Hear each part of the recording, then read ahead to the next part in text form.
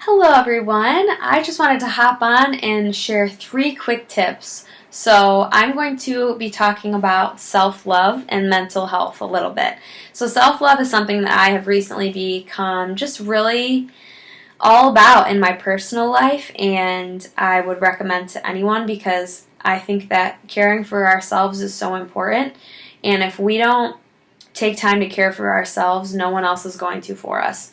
So, the first tip, number one, is self-love is really just a fancy way to say doing things that give you life and not doing things that take life away from you. So, for instance, if there's something that drains you emotionally, physically, spiritually, if something drains you, that would not be a self-love practice.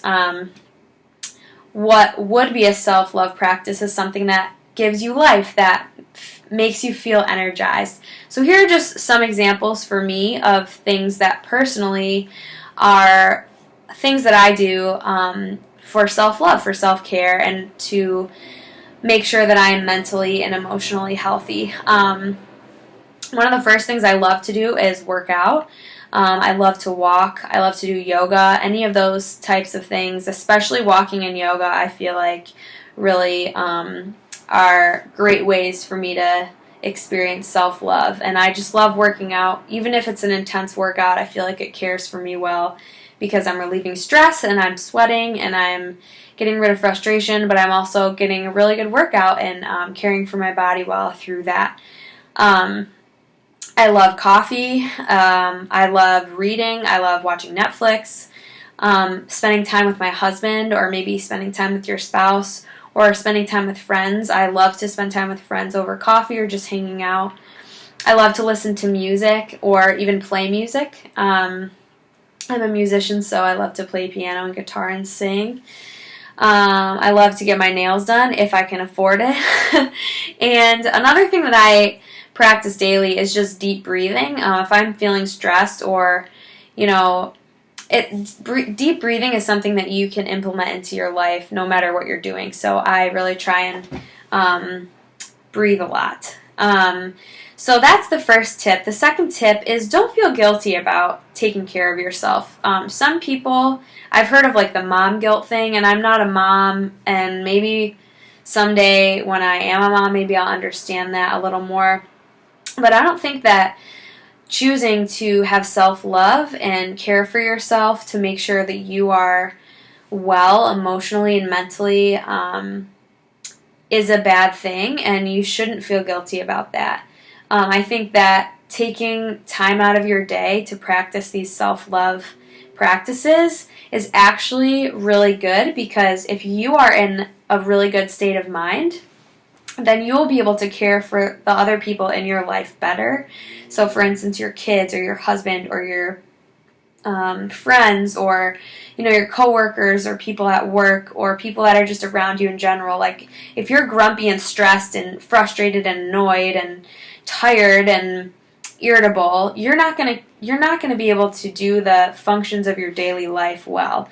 And so, through you choosing to spend time on yourself and care for yourself, you are also in turn helping the people around you. My mom always told me this little story to kind of exemplify this. She used the idea of you being on a plane. So you're on a plane with you and your child, okay? And the plane is crashing, it's going down. Who would you put the breathing mask on first? Would you put it on yourself or on your child? And depending on the person, you might say either yourself or your child.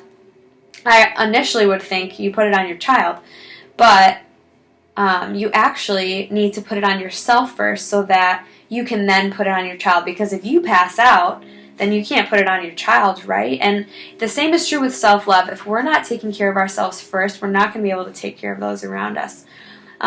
And the world and people around us, whether they mean it or not, are just taking from us. They're kind of draining us little by little. And so self-love is something you can choose to do daily to fill yourself back up. And then the last tip is pretty simple. Don't compare yourself. Stop comparing yourself to other people. And one of my favorite quotes is, "Comparison is the thief of joy," and I have to tell you from experience that it's true.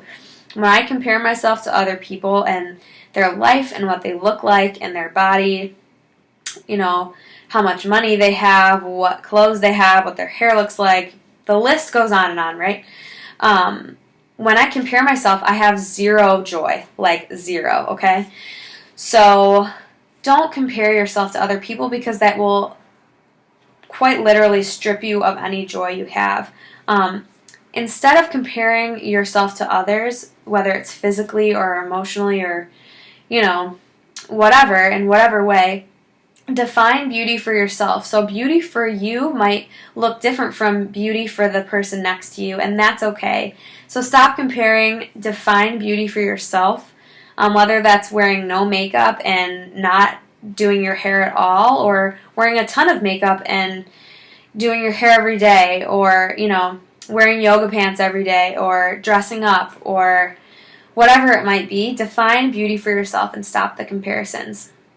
So thank you so much for tuning in. I hope that this was helpful to you and that you learned a little bit about self-love, something that I really love right now, for lack of a better word. So I hope you have a great day. I hope this brought life and joy to you, and I hope to see you soon.